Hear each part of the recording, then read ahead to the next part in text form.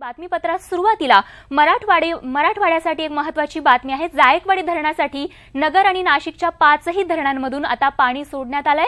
नगर जिल्ह्यातील मुळा, निळवंडे आणि नाशिक जिल्ह्यातील गंगापूर, दारणा आणि मुकणे धरणांमधून हे पाणी सोडण्यात आलंय। तर मराठवाड्याला एकूण 9 टीएमसी पाणी सोडलं जाणार आहे। साधारण 3 दिवसांमध्ये हे पाणी जायकवाडी धरणात पोहोचेल।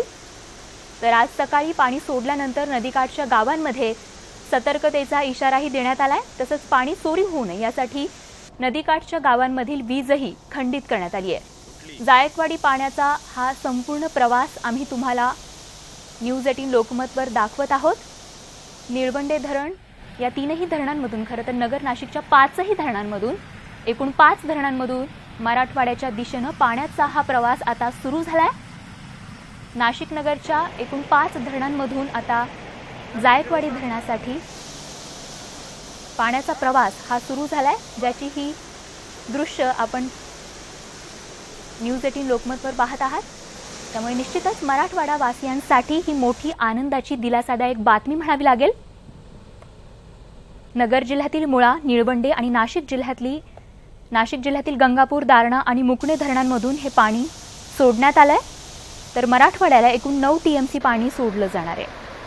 साधारण 3 दिवसांमध्ये हे पाणी जायकवाडी धरणात पोहोचेल। तर आज सकाळी पाणी सोडल्यानंतर नदीकाठच्या गावांमध्ये सतर्कतेचा इशारा देण्यात आलाय। तसंच या पाण्याच्या प्रवासादरम्यान पाणी चोरी होऊ नये यासाठी नदीकाठच्या गावांमधील वीजही खंडित करण्यात आली आहे।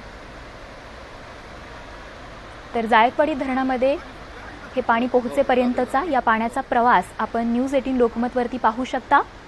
मराठवाड्यासाठी मोठी दिलासादायक बातमी या क्षणाची आपण पाहतोय। अखेर मोठ्या प्रतीक्षेनंतर मराठवाड्याला हे पाणी आता सोडण्यात आलंय।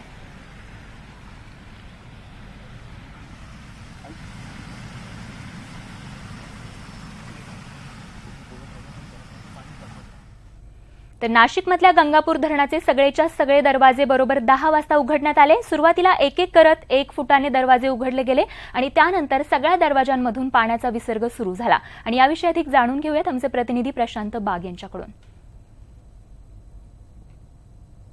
अखेर नाशिक जिल्ह्यातील दारणा, गंगापूर आणि मुकणे या 3 धरणातून जायकवाडीला पाणी सोडण्यात आलेलं आहे।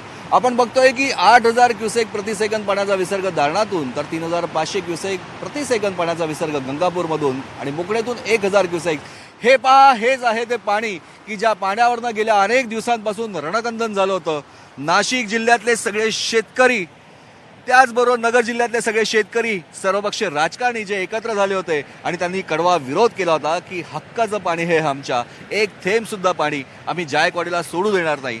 तर त्याच वेळेस औरंगाबादला, मराठवाड्यात सुद्धा सगळे सर्वपक्षीय राजकारणी एकत्र आले होते की पाणी आम्हाला हवंच आहे। सुप्रीम कोर्टानं शिक्कामोर्तब केलं, पाणी प्रवाहित झालं। आज सोडण्यात आलेलं हे पाणी बरोबर 48 ते 60 तासानंतर जायकवाडी धरणाच्या अलीकडे असलेल्या प्रवरा संगम या ठिकाणी पोहोचेल। नाशिक जिल्ह्यातल्या 3 धरणातलं पाणी हे नांदूर माध्यमेश्वर बंधाऱ्यामध्ये सगळं एकत्र होईल आणि यानंतर तिथनं प्रवाहित झालेलं पाणी याच पुढे नगर जिल्ह्यातले मुळा आणि निळवंडे, प्रवरा या धरणांचे प्रवाह सगळे एकत्रित होतील आणि हे सगळं पाणी एकत्रित प्रवरा संगमला येत्या 48 ते 60 तासात पोहोचेल। व्हिडिओ जर्नलिस्ट हेमंत बाबुलचा प्रशांत बाग, न्यूज 18 लोकमत, गंगापूर धरण, नाशिक। तर गंगापूर धरणासोबतच नगर जिल्ह्यातल्या मुळा धरणाच्या सगळ्या दरवाजांमधून सध्या पाण्याचा विसर्ग सुरू आहे।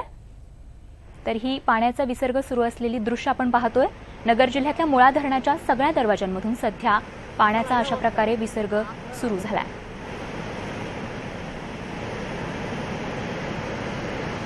तर आजचा दिवस मराठवाड्यासाठी निश्चितच आनंदाचा दिवस आहे, कारण मराठवाड्याची तहान भागवण्यासाठी अशा प्रकारे एकूण 5 धरणांमधून आजपासून मराठवाड्याच्या दिशेने हा पाण्याचा प्रवास सुरू झालाय।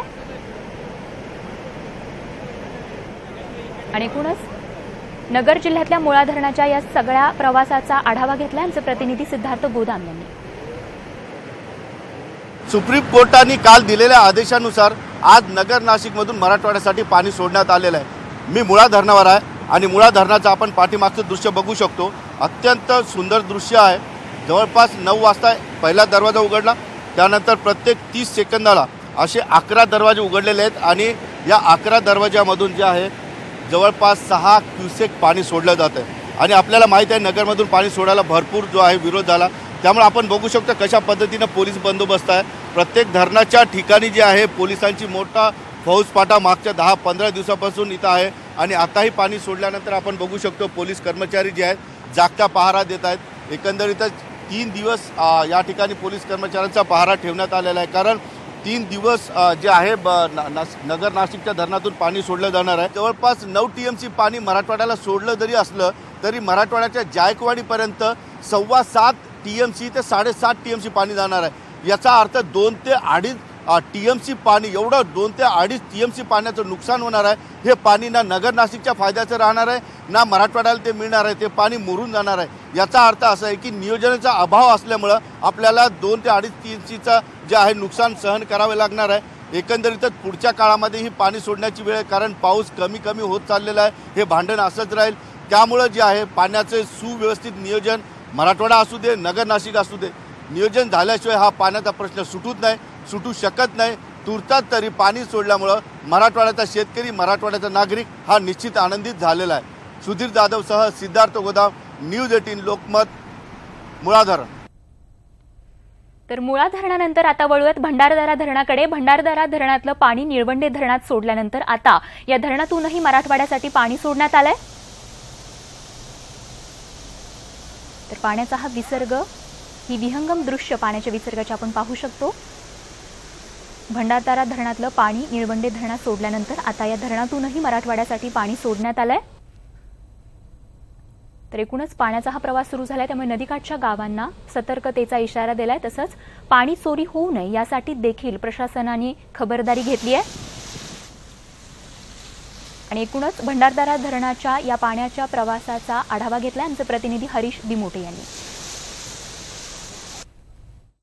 अहमदनगर जिल्ह्यातल्या भंडारदरा निळवंडे धरण समूहातून मराठवाड्यासाठी 6,000 क्युसेस वेगानं पाणी सोडण्यात आलेलं आहे।